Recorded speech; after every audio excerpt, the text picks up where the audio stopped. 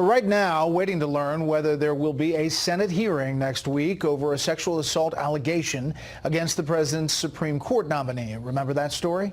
It's a big one today, still developing at this hour. Negotiations are said to be ongoing with the lawyer for the accuser, Christine Blasey Ford. This morning's original deadline of 10 a.m. has become the end of the day today, 10 p.m. we're hearing. She has agreed to talk under some pretty unusual conditions. Meanwhile, President Trump is calling out Christine Blasey Ford by name for the first time. Chief Congressional Correspondent Mike Emanuel on Capitol Hill, where things stand at this moment. It's been changing throughout the day. Good evening, Mike. No doubt, Brett. Good evening to you. A senior Republican source tells Fox details are coming soon. A bit of a tease there. This as the Senate Judiciary Committee is awaiting a response from Christine Blasey Ford about whether she will show up for a hearing on Wednesday. Either way, the president and the Senate Majority Leader are signaling they won't let this drag out. But here's what I want to tell you. In the very near future, Judge Kavanaugh will be on the United States Supreme Court. Majority Leader Mitch McConnell tried to reassure conservatives at the end of it all, they'll have the votes. A 10 a.m. deadline came and went, but the negotiations continued. Ford's legal team wanted a Thursday hearing with Kavanaugh testifying first and judiciary members, not outside attorneys, asking questions. Committee sources say Kavanaugh first, and the demand that the committee subpoena Kavanaugh classmates are non-starters. Judiciary Republicans countered with a Wednesday hearing with a female attorney doing the questioning of both, and that Ford would go first. President Trump signaled last night he's running out of patience. To take a man like this and besmirch. Now, with that being said, let her have her say, and let's see how it all works out. But I don't think you can delay it any longer. Then today on Twitter, the president wrote, asking to see police reports. I have no doubt that if the attack on Dr. Ford was as bad as she says, charges would have been immediately filed with local law enforcement authorities by either her or her loving parents. I ask that she bring those filings forward so we can learn date, time, and place. I was appalled by the president's tweet. I thought that the president's tweet was completely inappropriate and wrong. Collins, a key GOP swing senator, says she's fine having hearings delayed a couple of days.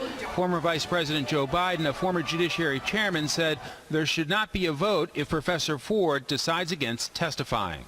She should not have to go through what Anita Hill went through and some of the questions that she got asked and the way the right went after her on national television and questioned her integrity and questioned her, not just her honesty, questioned her behavior. And the California congresswoman who Professor Ford first approached was asked if she has regrets about the way Democrats handled her situation. I felt offended for her that there were leaks. When she decided to speak publicly, I was proud of her. Another critical Republican senator is Alaska's Lisa Murkowski, who is under tremendous pressure from outside groups to vote no. She has been very, very quiet in recent days. Brett? Okay, we'll come back for breaking details. Mike, thank you. Where do the two sides go from here? Tonight's Legal Eagles are here to weigh in. Former Deputy Assistant Attorney General John Yoo and former committee counsel to Senator Patty Murray, Dave Brown. Gentlemen, welcome to you both.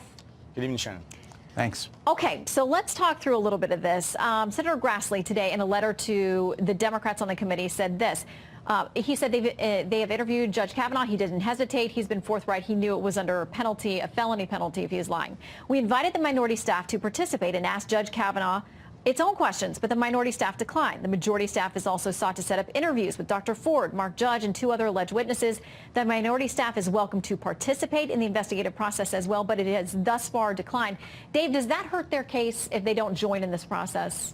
Well, I think what it illustrates is that we're rushing to the finish line when really we need to be taking a step back and conducting a thorough, independent investigation. And you've heard now from every member every Democratic member of the Senate Judiciary Committee calling for the White House to request that the FBI reopen the background check on Judge Kavanaugh and assess the allegations that have been brought forward as part of the background check. It's exactly what was done during the confirmation process for then Judge Clarence Thomas, and it's what should be done in this instance as well. And the reason being, Shannon, and I'm speaking as a former committee counsel, albeit not the Judiciary Committee, but you know, with as much respect to my former colleagues, we're not equipped We're not trained to conduct the kind of forensic investigations, to depose witnesses, to really build a case in the same way that the FBI is. And so if the Senate is legitimately interested in conducting a thorough, fair, and impartial investigation to get to the truth, either to conclude that Dr. Ford is telling the truth or to clear Judge Kavanaugh's name, that's the way forward. Let me get John in here. John, I mean,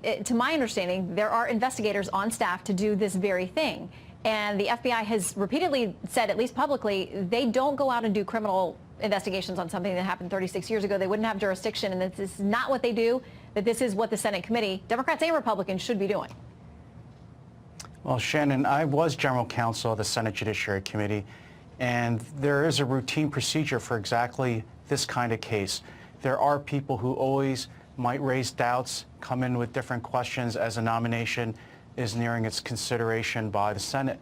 And so we do have investigators. There are investigators on staff whose job it is to run down accusations or questions about people and their background files. Let me ask you about lawyers this, then. on the staff. Okay, let me ask you about this then, because this is what the ranking member, Dianne Feinstein, she's a senator. She would know how this works, we would assume. She says this, fact check, the FBI can investigate Dr. Blasey Ford's allegations as part of its background investigation. That is their job. To say otherwise is false.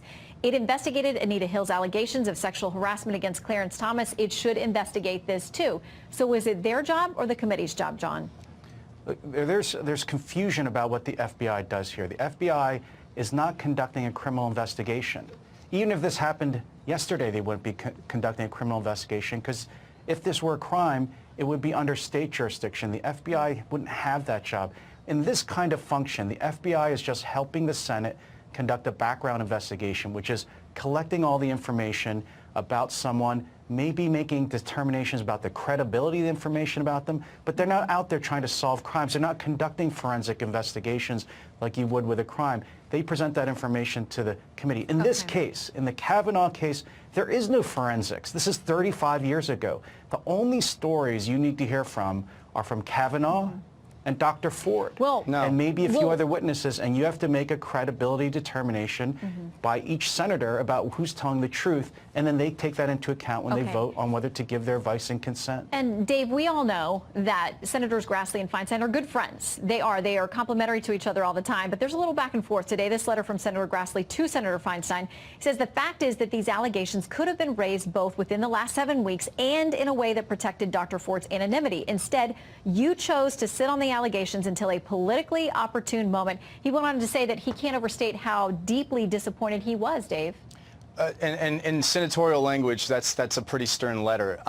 Look, I can't imagine the position that Senator Feinstein found herself in receiving this letter, a letter that requested that the author remain anonymous, confidential. I think she was in a very tough spot, and I think she's endeavored to navigate this really as her North Star being respecting Dr. Ford's wishes. So, you know, Shannon, I understand that it's inconvenient to the chairman's timing in terms of how he would like to move this nomination forward, but the fact is we have credible allegations that have now surfaced publicly because they came through the media, and we now have to address them, and we have to do so in a thoughtful and deliberate way. Before she had her one-on-one meeting with him, Dave, she knew. She also knew during the public questioning. She also knew during the closed questioning, which she didn't show up for. Yeah, Shannon, honestly, those are questions for Senator Feinstein. I'm not going to presume to stand in her shoes, other than to say she has said publicly she was endeavoring to respect the confidentiality and the trust that was vested in her from Dr. Ford. We got to leave it there with two of our Senate legal eagles, Dave and John. Thank you both very much. As you mentioned, she has 24 hours to decide. Christine Blasey Ford's attorney put out a statement saying the committee stated plan to move forward with a hearing that has only 2 witnesses is not a fair or good faith investigation. There are multiple witnesses whose names have appeared publicly and should be included in any proceeding. That is not a no on behalf of Professor Ford. Chairman Grassley explained why he set a Friday morning deadline for Ford's prepared testimony and biography. Trying to plan for a hearing, and if it's going to come off, there's a certain time we got to notify people that there isn't going to be a hearing. But I don't have to notify anybody about that yet, because I have hopes that this person who pleaded through the Washington Post, and I didn't learn about anything about this until I read her name in the Washington Post. Grassley also sent a letter to Judiciary's top Democrat, Dianne Feinstein, demanding to see the original letter from Professor Ford, writing, quote, Sexual assault allegations deserve some serious attention, and those who make such allegations must be heard. They should not be deployed strategically for political gain. The chairman is clearly irritated the media has more information than he does. Bill? And Democrats, what are they saying at this point, Mike? Well, essentially, they are firing back. You've got Dianne Feinstein defending her actions on Twitter, saying, quote, President Trump, Dr. Blasey Ford, did not want her story of sexual assault to be public. She requested confidentiality, and I honored that. It wasn't until the media outed her that she decided to come forward. You may not respect women and the wishes of victims, but I do. I asked a Senate Democrat if it's realistic to think that they can get to the bottom of allegations from 36 years ago without a specific time or location. If there was a party, there may be some. There's not an obvious date now, but the FBI is pretty good. I mean, I prosecuted 38-year-old cases, so they're pretty good about locating witnesses and finding people. That's their job. They're a hell of a lot better at it than the Senate majority or minority staff. Republicans note her attorney said she was ready to talk. They're saying Monday is her chance. Bill? Thank you, Mike. Mike Emanuel, something changes, let us know from the Hill. Thank you.